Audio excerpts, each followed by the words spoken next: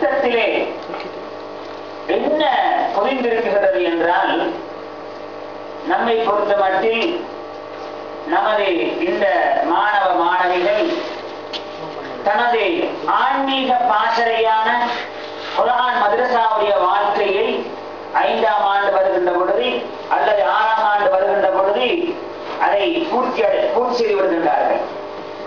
ஆனால் அங்கு பூர்த்தி செய்யப்பட்ட அந்த குர்ஆன் மதரசாவின் குர்ஆன் அல்லது ஃபிக்ஹ் அல்லது தஜ்வீத் சம்பந்தப்பட்ட அந்த பகுதிகள் நல்ல முறையில் மெருகூட்டப்பட்டு செம்மைப்படுத்தப்பட்டு அதற்கு உயிர் கொடுக்கப்படுகின்ற ஒரு பாசறையாகத்தான் என்னால் இந்த அஹதியா பாடசாலையை காண முடிகிறது. அதன் பாடத்திட்டங்களை பார்க்கின்ற பொழுது இதில் இந்த வகுப்பறையில் தஜ்வீத் உள்வாங்கப்படுகிறது, குர்ஆன் மனனங்கள் உள்வாங்கப்படுகின்றன. சூரத் அம்மஜுஸியில் சில சூறாக்கள் மனனம் எழுவது அவசியம் என்று உள்வாங்கப்படுகின்றன. சீராக்கள் என்கின்ற பகுதியில் பெருமானார் ஸல்லல்லாஹு அலைஹி வஸல்லம் அவர்களது வாழ்க்கை, சஹாபாக்களது வாழ்க்கை, இமாம் ஷாஃபிஈ போன்றவர்கள், ஏன் முஹித்தீன் அப்துல் காதிர் ஜெயிலானி அவர்களுடைய பெயர் கூட அந்த புத்தகத்திலே குறிப்பிடப்பட்டிருந்தது. இவர்கள் போன்ற மகான்கள் வரலாறுகள் இன்னும் பலர்களுடைய அஹ்லுஸ் சுன்னா வல் ஜமாஅ என்று அழைக்கப்படுகின்ற அந்த குழுவில் வகிக்கின்ற இமாம்களுடைய வரலாறுகள் கூட அந்த பாடத்திட்டத்தில் பொருந்திருப்பதை காண முடிகிறது. அதே போன்று அரபி வார்த்தைகள் மனனம் விடுவதை அல்லாஹ் சுப்ஹானஹு வ தஆலா அவனுக்கு அவசியமான சிபத்துக்கள், பண்புகள், அவசியமற்ற பண்புகள், ரசூலுல்லாஹ்வுடைய வாழ்க்கை நெறிகள், ஒழுக்க மாண்புகள் என்று ஏராளமான பொக்கிஷங்கள் உள்ளடக்கப்பட்டிருப்பதை அந்த பாடத்திட்டத்தில் காண முடியும். ஆனால் நம் சமூகம் அதை கண்டுகொள்ளவில்லை. இருந்தாலும் அரை நூற்றாண்டுக்கு பிறகு இப்பொழுதாவது தாமதமாக வந்திருக்கிறதே என்று நாம் பெருமைப்பட வேண்டிய ஒரு நிலையில் இருக்கின்றோம். பொதுவாக அன்புக்குரிய தாய்மார்களே, பெற்றார்களே, முஸ்லிம் சமூகம் என்றால் அவர்கள் எல்லா விடயத்திலும் தாமதம்தான். எல்லா பகுதியிலும் ஒரு கதை சொல்வார்கள். கதை சொல்கின்ற நேரம் அல்ல, உதாரணத்துக்காக சொல்கிறேன். மேல்நாட்டவர்கள் குதிரை வண்டியை கண்டுபிடிக்கின்ற பொழுது அரேபிய நாட்டவர்களும் முஸ்லிம்களும் மாற்று வண்டியை கண்டுபிடிக்கின்றார்கள்.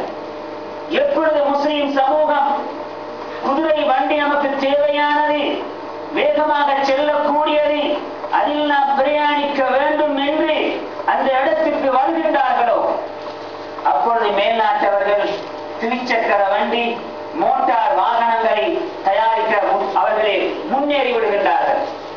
எப்பொழுது முஸ்லிம் சமூகம் நமக்கு இதைவிட ஒரு மடங்கு தேவையான மோட்டார் வாகனங்கள், பேருந்து வாகனங்களை நாம் கண்டுபிடிக்க வேண்டும், அதில் பிரயாணம் செய்ய வேண்டும் என்று முஸ்லிம்கள் முற்படுகின்றார்களோ அப்பொழுது மேல்நாட்டவர்கள் ஆகாயமாக பறக்க வேண்டும், விமானங்களில் நாம் பிரயாணிக்க வேண்டும் என்கின்ற நிலைக்கு உயர்ந்து விடுகிறார்கள். முஸ்லிம் நாடுகள், முஸ்லிம் சமூகம் விமானங்களை கண்டுபிடிக்காவிட்டாலும் கூட அவைகளை வாங்கி அதில் பிரயாணிக்க முற்படுகின்ற பொழுது மேல்நாட்டவர்கள் ராக்கெட்டுகளையும் ஏவுகணைகளையும் அணுக்களையும் அவர்கள் கண்டுபிடிக்க முற்பட்டு விடுகின்றார்கள். முஸ்லிம் நாடுகளில் எண்ணிக்கையில் குறைந்த ஈரான் போன்ற நாடுகள் அவர்கள் ராக்கெட்டுகளையும் ஏனைய உயர்ந்த ரகமான தொழில்நுட்பங்களையும் அவர்கள் கண்டுபிடிக்கின்ற பொழுது மேல்நாட்டவர்கள் உலகை விட்டு வெளியே சென்று விடுகின்றார்கள். இன்று அவர்கள் சந்திர மண்டலங்கள் என்றும் ஏனைய கோணங்களை பார்ப்பதற்காக அவர்கள் பிரயாணித்துக் கொண்டிருக்கின்றார்கள். முஸ்லிம் சமூகம் இன்று இன்னும் நம்மிடத்தில் எந்த தொழில்நுட்பமும் இல்லாமல் அவர்களிடத்தில் பிச்சை வாங்குகின்ற அளவுக்கு நாம் உழைத்து அவர்களிடத்தில் இருக்கின்ற தொழில்நுட்பங்களை அல்லது உயர் ரக வாகனங்களாக இருக்கலாம், விமானங்களாக இருக்கலாம், ராக்கெட்டுகளாக இருக்கலாம், அல்லது அணு ஆயுதங்களாக இருக்கலாம், நாம் அவர்களிடத்தில் கொள்வனவு செய்கின்ற அளவுக்கு பின்னோக்கி இருப்பதை நாம் காண்கின்றோம். வருத்தமான அம்சமா இல்லையா? அதுபோன்றுதான் நமது கிராமங்கள் செயல்பாடுகள். இன்றுதான் அரை நூற்றாண்டுக்கு பிறகுதான் இந்த அஹதியா நமது ஊருக்கு நுழைகிறது. இதற்கு பிறகுதான் உயர்கல்வி கற்கின்ற மாணவர்களுக்கு, பல்கலைக்கழகங்களுக்கு செல்லுகின்ற மாணவர்களுக்கு நாம் 5 புள்ளிகளை வாங்கி கொடுக்க முற்படுகின்றோம் என்கின்ற ஒரு விடயம் நமது ஊரிலே வந்திருக்கிறது. தகம் பாடசாலைகள் என்று அடுத்த சமூகங்கள் எப்பொழுதோ ஆரம்பித்து அவர்கள் உயர்கல்விக்காக போட்டி போட்டுக் கொண்டிருக்கின்றார்கள். அன்புக்குரியவர்களே, கல்வி மார்க்கத்தில் ஆகுமாக்கப்பட்ட ஒன்றா? இஸ்லாம் இந்த கல்வியை அனுமதித்திருக்கிறதா இல்லையா என்று பேசுகின்ற காலத்தில் நாம் இருக்கின்றோம். இன்னமும் மார்க்கம் இந்த கல்விக்கு அனுமதி கொடுத்திருக்கிறதா, இது மார்க்க கல்விதானா என்று ஆயிரக்கணக்கான வருடங்கள் அன்றிலிருந்து இன்று வரை நாம் பேசி இன்னும் இதற்கு தெளிவு காண முடியாமல், கல்வி மார்க்கத்தில் எந்த அளவுக்கு பங்களிப்பு இருக்கிறது, ஷரியாவில் எந்த அளவுக்கு இடம் இருக்கிறது என்று உலமாக்கள் இன்னும் மேடைகளில் பேசுகின்ற அந்த அளவுக்கு பின்தள்ளப்பட்ட சமூகமாக நாம் இருப்பதை காணலாம். இந்த நாட்டிலே பாருங்கள், ஏனைய சமூகங்களை பாருங்கள், பெரும்பான்மை சமூகங்களை பாருங்கள், தமிழ் சமூகங்களை பாருங்கள். ஏன் நாம் சிந்தனைக்கு எடுக்கக்கூடாது? 3 தசாப்தங்களாக இந்த தமிழ் மக்கள் பட்ட துயரங்களை சிந்தித்து பாருங்கள். நாட்டை இழந்தார்கள், சொத்து செல்வங்களை இழந்தார்கள், குடும்பங்களை இழந்தார்கள், எவ்வளவோ இழப்புகள். தனது பெற்றார்களை இழந்த குழந்தைகள், குழந்தைகளை இழந்த பெற்றார்கள், கணவனை இழந்த மனைவிமார்கள், மனைவி இழந்த கணவன்கள், இப்படி தனது இனபந்துக்களை சீரழிக்கின்ற அளவுக்கு தமிழ் மக்கள் சீரழிக்கப்பட்டார்கள்.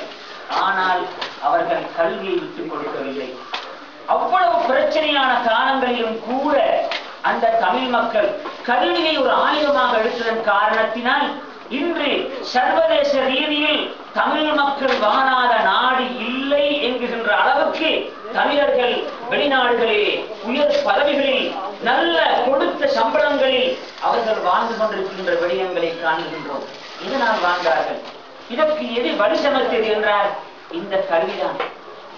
கரண்ட் மின்சாரம் இருக்கவில்லை, படிப்பதற்கு வசதி வாய்ப்பு கிடையாது, நல்ல முறையில் உண்பதற்கு செலவு செய்வதற்கு வாய்ப்புகள் கிடையாது, ஆசிரியர்கள் கிடையாது, பாடசாலைக்கு சென்று மாணவர்களுக்கு கல்வி கற்கின்ற வாய்ப்புகள் கிடையாது. இத்துணை தடைகளுக்கு மத்தியில் அந்த தடைகளை மீறி நாம் தம்மை வளர்த்துக் கொள்ள வேண்டும். நமது எதிர்காலம் நல்ல காலமாக அதை மாற வேண்டும் என்றால் அதற்கு ஆயுதம் கல்வி என்று அவர்கள் தன்னகத்தை எடுத்துக் கொண்டார்கள். இன்று தலையில் நின்று வாழுகின்ற ஒரு விடயத்தை காண்கின்றோம்.